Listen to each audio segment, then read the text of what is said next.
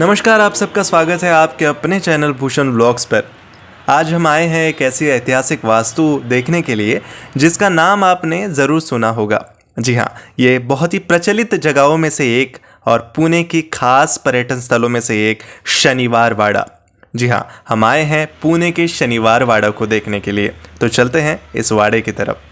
यहाँ पर चलते चलते हम आ जाते हैं एक बड़े से गेट की तरफ और गेट से हम अंदर जा रहे हैं। आज इस वीडियो में हम आपको इसकी कहानी भी बताएंगे कि आखिर ये वाड़ा इतना प्रसिद्ध क्यों है और यहाँ पर ऐसी क्या चीज़ें हुई थी, ऐसे क्या रहस्य है जिनकी वजह से इसे काफ़ी दिलचस्प बनाता है। अंदर आने के बाद हमें शनिवार वाड़ा कुछ इस तरह से दिखाई देता है।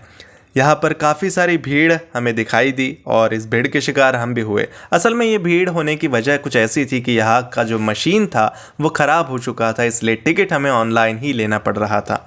कैसे वैसे करके हमने वो टिकट निकाली और हम अंदर गए, लेकिन ये भीड़ कुछ कम नहीं हो रही थी।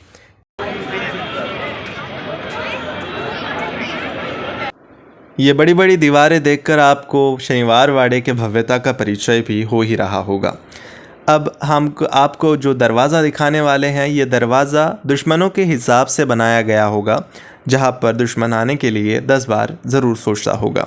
लेकिन हम नहीं सोचेंगे और हम जाएंगे अंदर। अंदर जाने के बाद भी हमको और ज़्यादा भीड़ यहाँ पर मिलती है। 2 लोग होते हैं जो हमें कुछ स्कैन करने को कहते हैं और अपना टिकट बनाने को कहते हैं। हम टिकट निकाल कर अंदर की ओर जाते हैं और यहाँ पर कुछ फॉरेनर्स आपस में ही कुछ बात कर रहे हैं। अब अंदर आने के बाद कुछ ऐसा दृश्य हमें दिखाई देता है।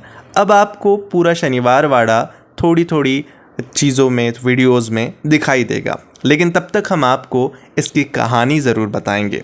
और आपको ये कहानी कैसी लगी ये आप हमें कमेंट्स में ज़रूर बताइएगा। कहानी शुरू करने से पहले हम आपको यहाँ की एक दिलचस्प चीज़ जो मुझे बहुत दिलचस्प लगी वो बताता हूँ। जो ये छोटे छोटे छेद आपको यहाँ पर दिखाई दे रहे हैं, ये दुश्मनों के लिए बनाए गए थे। जी हाँ, यहाँ से गर्म पानी और पत्थर डाले जाते थे अगर दुश्मन यहाँ पर अटैक करता है। और यहाँ पर उस ज़माने के सागवान से बनी हुई काफ़ी खूबसूरत छत भी हमें दिखाई देती है। चलो अब बढ़ते हैं हम उस कहानी की तरफ जिसका आप बेसब्री से इंतज़ार कर रहे होंगे। ये कहानी शुरू होती है 1730 में। पेशवा बाजीराव जी ने ये 13 मंजिला इमारत बनाई जिसका नाम शनिवार वाड़ा रखा गया, जो बनाई गई थी काशीबाई और उनके बेटे नाना साहेब पेशवे के लिए। अब बाजीराव पेशवा जी की कहानी आप सबको तो पता ही है, लेकिन उनके निधन के पश्चात यहाँ पर क्या हुआ था हम आपको बताएंगे।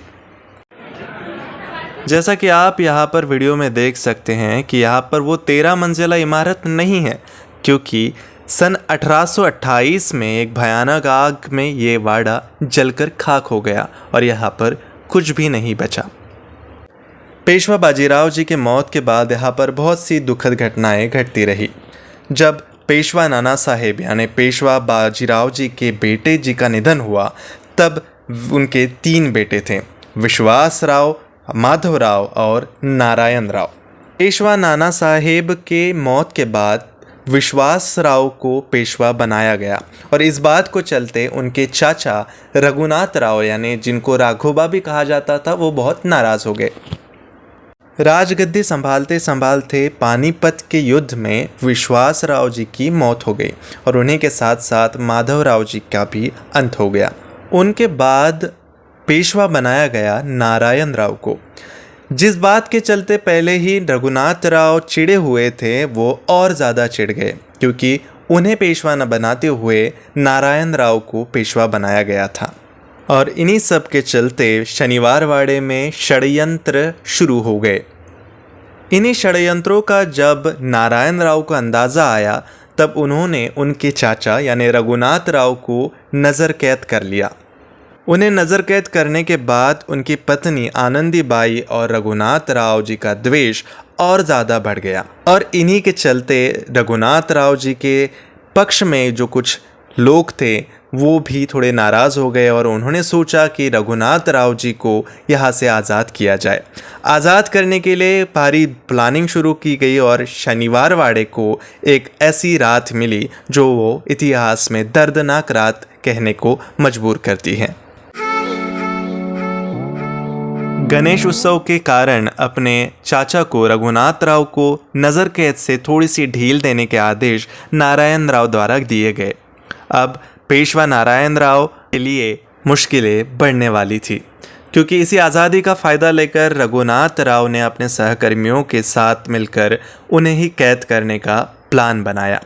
अब इस प्लान के लिए एक खलीता भेजा गया जिसमें लिखा गया था नारायण रावला धरा, यानी नारायण राव को पकड़ो।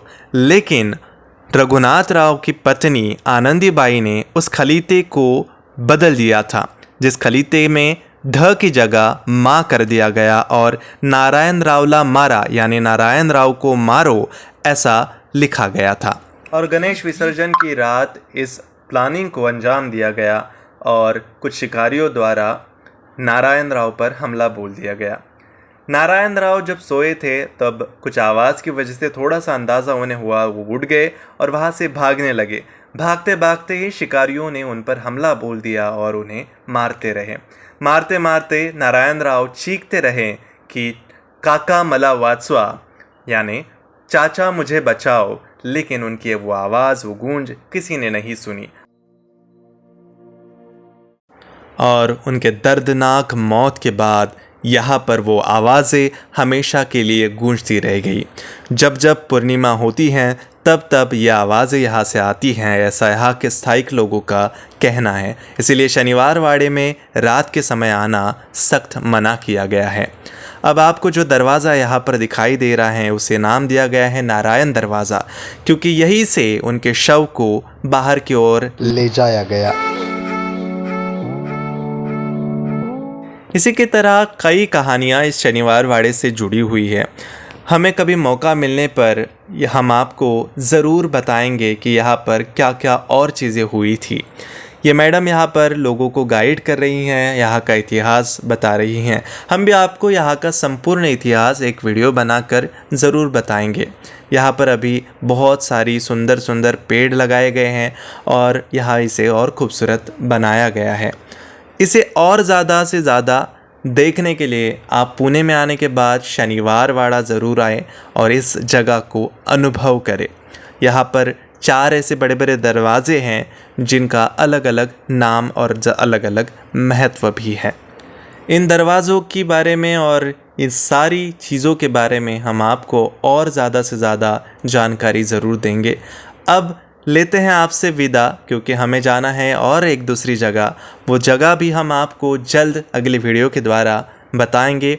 आपको ये वीडियो कैसी लगी ये ज़रूर हमें कमेंट के द्वारा बताएं और इसे ज़्यादा से ज़्यादा शेयर करें ताकि आपके दोस्तों को और आपके अपने लोगों को इसका इतिहास पता चले और वो भी यहाँ इस वाड़े को भेंट दे। दोस्तों, हम कोशिश में लगे रहते हैं कि आपको और ज़्यादा से ज़्यादा जानकारी भरे वीडियोस आप तक पहुंचाएं। इसीलिए हमें और ज़्यादा मोटिवेशन मिलती है आपके प्यार को लेकर। आपका प्यार दिखाने के लिए हमारे वीडियो को लाइक ज़रूर करें और इस चैनल को सब्सक्राइब करना ना भूलें। तब तक के लिए जय हिंद, बाय बाय, आपका ख्याल रखें, धन्यवाद।